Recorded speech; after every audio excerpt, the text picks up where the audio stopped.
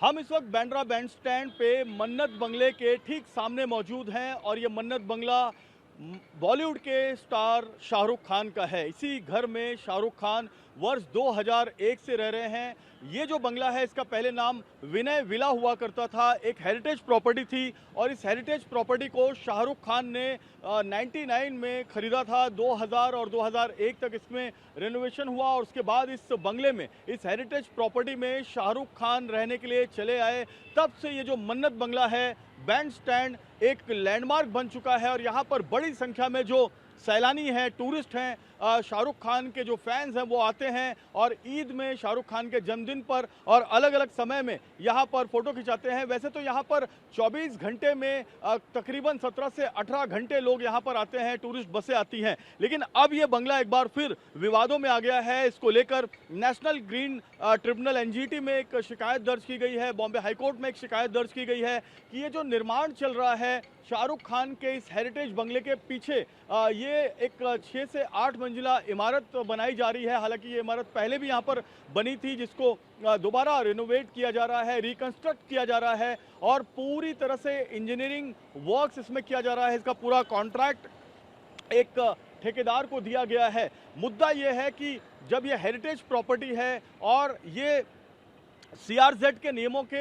अधीन आती है तो इसमें सीआरजेड के नियमों का उल्लंघन किया गया है, ऐसा याचिकाकर्ता संतोष दौंडकर का कहना है। उनका यह भी कहना है कि आरटीआई से सीआरजेड और बीएमसी से उन्होंने काफ़ी जानकारी मांगी, लेकिन जब आरटीआई में जानकारी नहीं मिली तब उन्होंने अदालत का दरवाजा खटखटाया और अदालत ने इस मामले में बीएमसी और सीआरजेड को एक रिपोर्ट बनाने के लिए कहा है और शायद इसी वजह से यहाँ पर बीएमसी 2 बार आई है रिपोर्ट बनाने के लिए। अंदर क्या क्या वायलेशन हुए हैं बीएमसी एक्ट के अनुसार, जो एमआरटीपी एक्ट है और इसके अलावा जो डीसीपीआर रूल है 2034 का, उसके मुताबिक इसमें क्या क्या बदलाव किए गए हैं, क्या वो बदलाव नियमों के तहत किए जा रहे हैं, क्या वो बदलाव सीआरजेड के नियमों के तहत किए जा रहे हैं और हेरिटेज का जो कानून है, हेरिटेज का जो एक्ट है, उनकी जो नियमावली है, क्या उसके तहत ये बदलाव किए जा रहे हैं। इन तमाम चीज़ों को लेकर जो अब जांच है वो एक तरह से बीएमसी और सीआरजेड ने शुरू कर दी है। वन विभाग यानी फॉरेस्ट डिपार्टमेंट की टीम भी यहाँ पर आई क्योंकि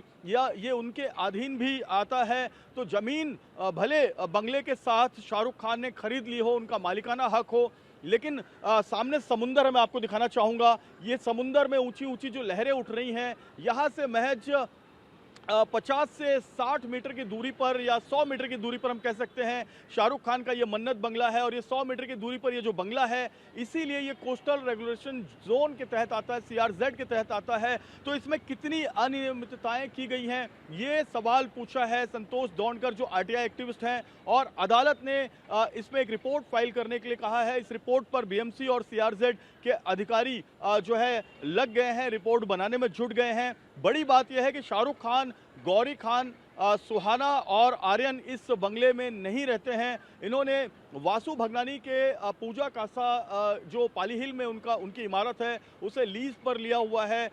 2 से 3 साल की वो लीज है और उसी इमारत के अंदर शाहरुख खान का पूरा परिवार शिफ्ट हुआ है, ऐसा सूत्रों का कहना है। तो इस बंगले में अभी शाहरुख खान, एसआरके का परिवार नहीं है, लेकिन बंगले में जो निर्माण कार्य चालू है इसको लेकर सवाल उठाए जा रहे हैं कि ये निर्माण कार्य जो 3 महत्वपूर्ण नियमावली है, सीआरजेड की, बीएमसी की और हेरिटेज की, उसके तहत इसको किया जा रहा है या फिर नहीं किया जा रहा है और अगर इसमें कोई अनियमितता है तो क्या बीएमसी उन जो अवैध निर्माण अंदर अगर किए जा रहे हैं तो क्या उनको तोड़ेगी। जैसे कंगना रनावत का, अगर हम कंगना रनावत की बात करें अभिनेत्री, तो उनका भी जो स्ट्रक्चर है, ऑफिस है, वो बीएमसी ने बुलडोजर लगाकर, जेसीबी मशीन लगाकर तोड़ा था और ये उसमें पाया गया था कि उसमें कंस्ट्रक्शन में, इंटीरियर के वक्त और रिकंस्ट्रक्शन में जो रिनोवेशन होता है उस वक्त बहुत सारी अनियमितताएं की गई थी जिसको लेकर वो काफ़ी विवादित हुआ था। तो ऐसा ही एक विवाद अब शाहरुख खान के मन्नत के साथ दोबारा जुड़ गया है